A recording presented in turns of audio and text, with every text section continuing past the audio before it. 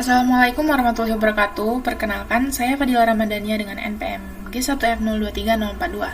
Di sini saya akan menjelaskan bagaimana cara kerja dari protokol TCP/IP terhadap bagaimana proses kita ketika membuka sebuah website. Nah, seperti yang kita lihat, protokol TCP/IP itu terdiri dari 5 layer. Nah, di layer yang 4 paling atas itu merupakan softwarenya, dan paling bawah ini physical layer itu adalah hardwarenya. Itu tuh kayak seperti wifi-nya kah, atau ethernet-nya kah, atau kabel-kabel fiber optik untuk mengirimkan sebuah sinyal atau data. Nah, di sini saya akan menjelaskan dari awal bagaimana ketika kita membuka sebuah website. Nah, untuk setelah membuka sebuah website, komputer kita itu harus melakukan serangkaian proses agar bisa mengambil dan menampilkan halaman tersebut. Nah, kelima layer inilah yang akan bekerja di balik proses tersebut. Kita mulai dari yang pertama, yaitu application layer.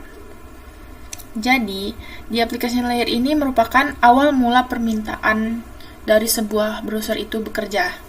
Nah, jadi semua itu dimulai ketika kita membuka browser seperti Chrome, Firefox, Safari, atau Microsoft Edge. Lalu, ketika kita mengetikkan alamat web, misalnya kita membuka website Google, namun komputer itu sebenarnya tidak langsung mengerti alamat ini karena komputer itu hanya memahami alamat IP yang pastinya berupa angka. Nah, disinilah DNS atau Domain Name System itu bekerja. Nah, DNS ini menerjemahkan alamat website yang kita ingin akses tadi menjadi alamat IP server. Nah, yang menyimpan website tersebut. Nah, kemudian website yang ingin kita tuju tadi akan diterjemahkan menjadi contohnya 192.168.0.1. Nah, setelah mendapatkan alamat IP, browser akan mengirimkan permintaan ke server tujuan. Nah, setelah browser mengetahui alamat tujuan, disinilah peran transport layer itu ada. Jadi setelah browser mengirimkan permintaan tujuan, ia perlu memastikan data tersebut dikirimkan dengan benar dan dalam urutan yang tepat. Disinilah tugas TCP itu bekerja.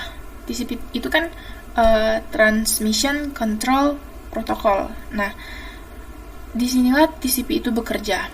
TCP itu membagi permintaan itu menjadi paket-paket atau paket data kecil.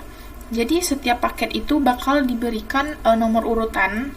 Nah, agar nanti itu bisa disusun kembali dengan benar di sisi penerima. Nah, TCP itu juga memastikan bahwa jika ada paket yang hilang, maka komputer bisa meminta ulang paket tersebut yang tidak terkirim tadi. Nah, kemudian ada network layer. Nah, di network layer ini disinilah jalur IP itu ditentukan. Nah, setelah data tadi siap, sudah ready untuk dikirimkan, nah, mereka kan perlu dikirimkan ke alamat tujuan. Nah, disinilah IP atau Internet Protocol itu berperan. Jadi, IP itu bertugas untuk menempelkan alamat IP pengirim atau komputer kita itu tadi, dan alamat IP tujuan atau server website ke setiap paket. Nah, ini tuh bisa kayak kita menempelkan alamat tujuan pada sebuah surat sebelum dikirim melalui kantor pos. Nah, kemudian paket data ini dikirimkan melalui jaringan internet melewati berbagai router yang bertugas mengarahkan paket ke jalur yang paling efisien. Proses ini kan disebut routing, di mana router akan memastikan paket data itu bergerak ke tujuan meskipun melewati banyak jaringan yang berbeda. Nah, kemudian kita beralih ke link layer. Jika tadi paket akan dikirimkan ke alamat tujuan, nah sebelum paket dikirimkan ke internet, paket tersebut akan melewati link layer yang menghubungkan. Jadi link layer itu kayak penghubung lah istilahnya. Nah, link layer itu menghubungkan perangkat kita dengan perangkat lokal seperti Wi-Fi, Ethernet, atau jaringan seluler baik itu 5G ataupun 4G. Nah, di lapisan ini paket data itu dikemas menjadi frame, yaitu unit data yang dapat dikirim melalui jaringan fisik. Nah, frame ini berisikan alamat MAC atau Media Access Control yang merupakan alamat unik dari perangkat jaringan seperti router atau switch. Misalnya, jika kita menggunakan Wi-Fi, nah laptop kita akan mengirimkan data ke router terlebih dahulu melalui sinyal nirkabel atau kabelan tadi. Nah, sebelum router mengirimkannya ke internet. Nah, jika kita menggunakan kabelan, data dikirim langsung melalui kabel fisik. Nah, kemudian kita akan beralih ke physical layer. Lapisan physical layer ini adalah bagian dari link layer yang menangani bagaimana data dikirim secara fisik, baik melalui Wi-Fi, internet, jaringan fiber seperti kabel fiber optik.